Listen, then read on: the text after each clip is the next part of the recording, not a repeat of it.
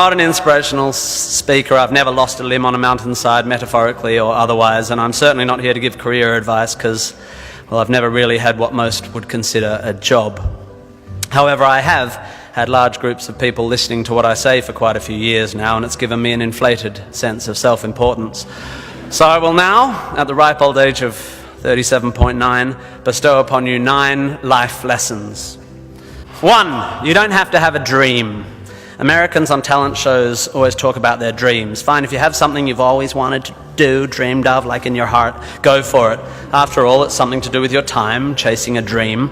And if it's a big enough one, it'll take you most of your life to achieve, so by the time you get to it and are staring into the abyss of the meaninglessness of your achievement, you'll be almost dead, so it won't matter.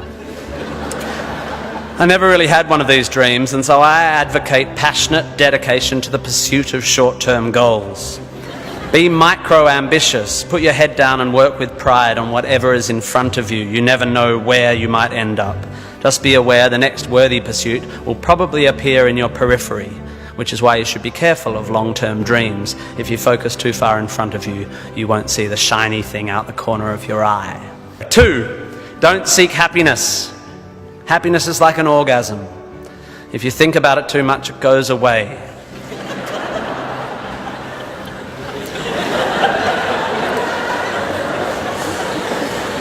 Keep busy and aim to make someone else happy, and you might find you get some as a side effect. We didn't evolve to be constantly content. Contented Homo erectus got eaten before passing on their genes. 3, remember, it's all luck. You are lucky to be here. You are incalculably lucky to be born. Understanding that you can't truly take credit for your successes, nor truly blame others for their failures, will humble you and make you more compassionate. Empathy is intuitive, but is also something you can work on intellectually. 4, exercise.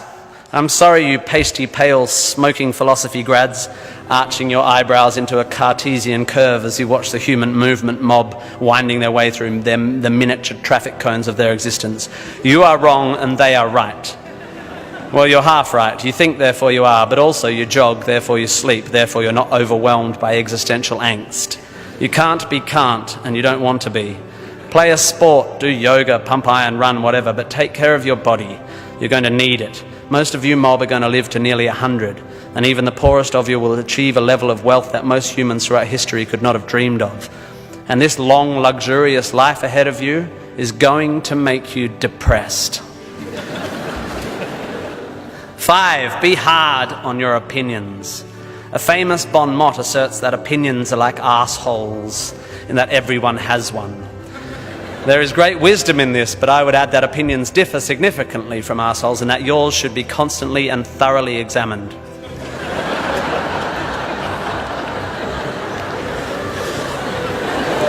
We must think critically and not just about the ideas of others. Be hard on your beliefs. Take them out onto the veranda and hit them with a cricket bat. Be intellectually rigorous. Identify your biases, your prejudices, your privileges. Most of society's arguments are kept alive by a failure to acknowledge nuance. We tend to generate false dichotomies and then try to argue one point using 2 entirely different sets of assumptions, like 2 tennis players trying to win a match by hitting beautifully executed shots from either end of separate tennis courts. 6, be a teacher. Please, please, please be a teacher. Teachers are the most admirable and important people in the world. You don't have to do it forever, but if you're in doubt about what to do, be an amazing teacher. Even if you're not a teacher, be a teacher. Share your ideas. Don't take for granted your education. Rejoice in what you learn and spray it. 7, define yourself by what you love. I found myself doing this thing a bit recently where if someone asks me what sort of music I like, I say, well, I don't listen to the radio because pop song lyrics annoy me. Or if someone asks me what food I like, I say, I think truffle oil is overused and slightly obnoxious. And I see it all the time online, people whose idea of being part of a subculture is to hate Coldplay or football or feminists or the Liberal Party. We have a tendency to define ourselves in opposition to stuff. As a comedian, I make my living out of it. But try to also express your passion for things you love. Be demonstrative and generous in your praise of those you admire. Send thank you cards and give standing ovations. Be pro stuff, not just anti stuff. 8, respect people with less power than you. I have in the past made important decisions about people I work with, agents and producers, big decisions based largely on how they treat the wait staff in the restaurants we're having the meeting in. I don't care if you're the most powerful cat in the room, I will judge you on how you treat the least powerful. So there. 9, finally, don't rush. You don't need to already know what you're going to do with the rest of your life. Don't panic. You will soon be dead. Life will sometimes seem long and tough, and God, it's tiring. And you will sometimes be happy and sometimes sad, and then you'll be old, and then you'll be dead. There is only one sensible thing to do with this empty existence, and that is fill it. Not fill it, fill it.